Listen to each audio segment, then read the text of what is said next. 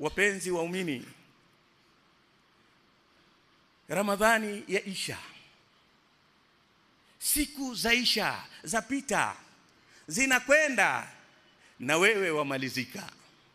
Hizi siku zaweza kurudi tena, ikaja Ramadhani nyingine, lakini wangapi tuliokuwa nao mwaka jana hapa leo hawapo?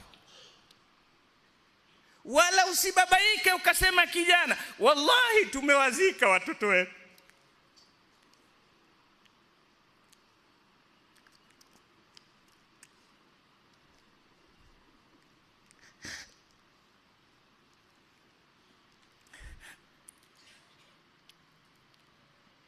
Usijidanganye kabisa.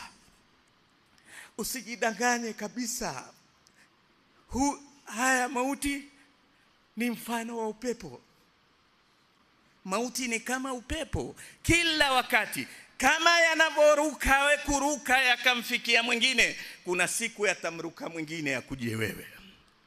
Mauti ni kama mtu, nilivyoingia hapa msikitini, msikiti umejaa, nimeruka watu.